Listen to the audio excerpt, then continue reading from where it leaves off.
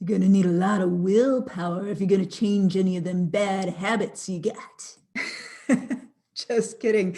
You don't need any willpower at all. I'm going to tell you why willpower doesn't work, why the myth of willpower has been so persistent, and what you can do instead of willpower that is just so much better, so much more pleasant, and 100% more effective than willpower, because willpower is not. Willpower is not a thing that we think it is. In our mind's eye, we imagine somebody with a lot of willpower is just having the ability to look temptation in the face, stare it down cold-hearted and say, no, thank you. But that is not what willpower actually is. In fact, the biggest study that is most frequently cited to illustrate willpower isn't really about what we think willpower is about. So if you've done any kind of Google searching, any kind of rabbit down the hole of the internet thing, you will have found the famous marshmallow test. This was a test done back in the 70s. They took a bunch of kids, they put them in a room. They said, individually, not all together, but they would say to the kid, hey, we're talking like 5, 6-year-olds. I think there were some 4-year-olds, something in that age range. They set a marshmallow on a plate in front of them, and they said, if you want, you can eat this marshmallow that's in front of you right now. If you wait until I come back, if you wait a while and you don't eat it, I will give you a second marshmallow. So you will get 2 marshmallows instead of 1. Okay, sounds like a pretty good deal. All you have to do is resist eating the marshmallow for a few minutes, and then the person comes back with a second marshmallow.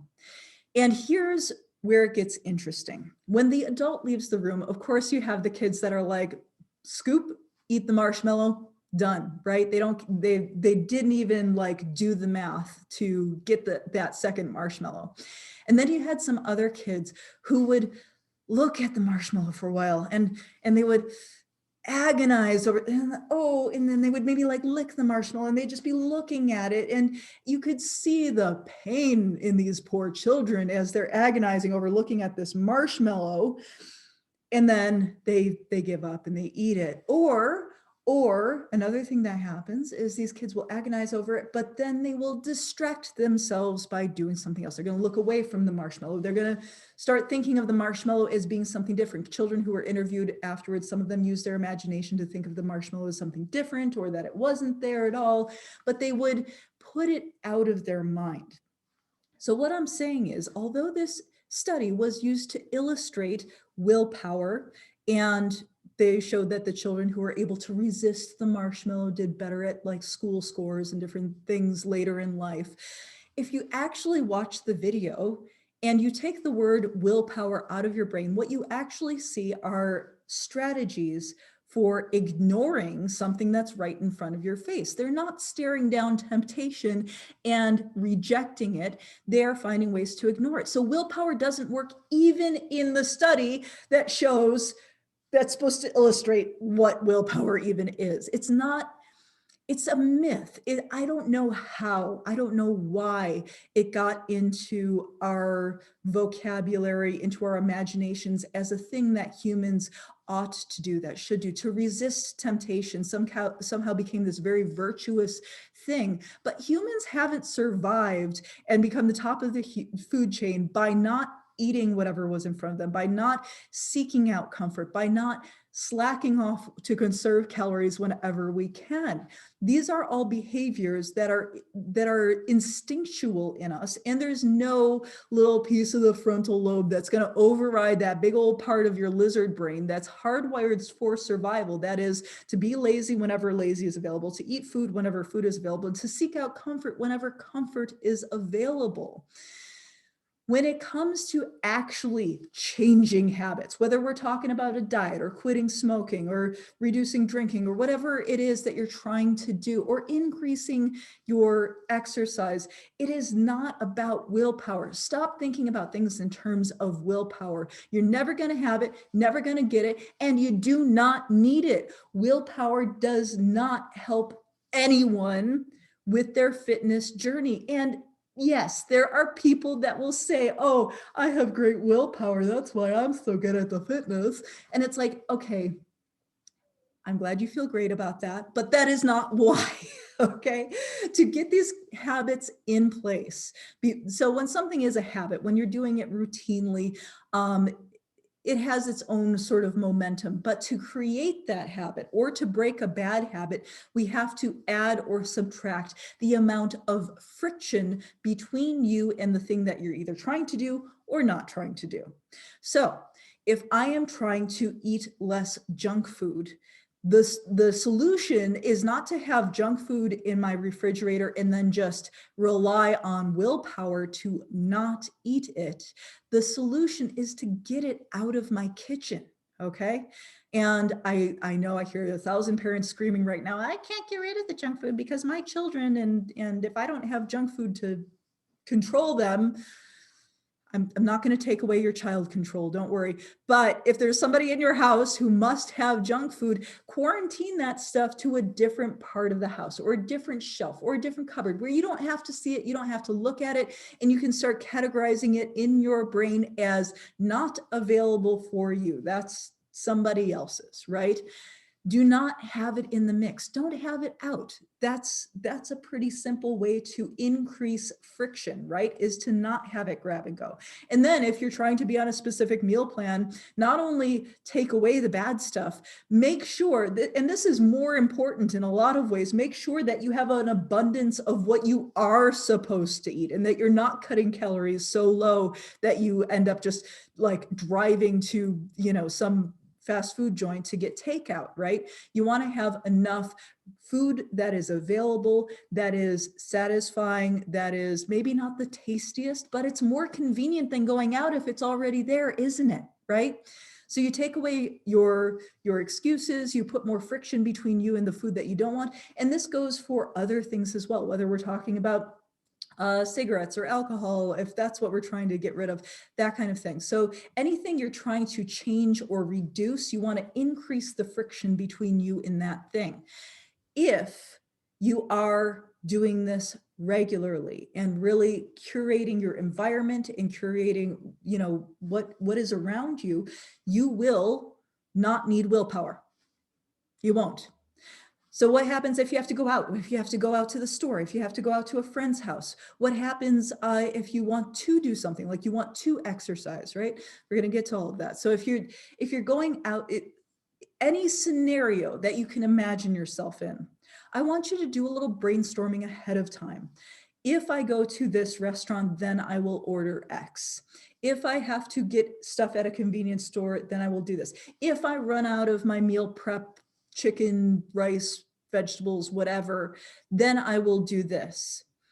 I often recommend to people who are on a meal plan, even if you're really good about cooking and you enjoy it and you're good about meal prep, still, even if you're good at all that stuff, still have some backup convenience foods, stuff that's easy, like canned tuna or frozen stuff, cans, things that is like one step, either open or microwave, and it's done.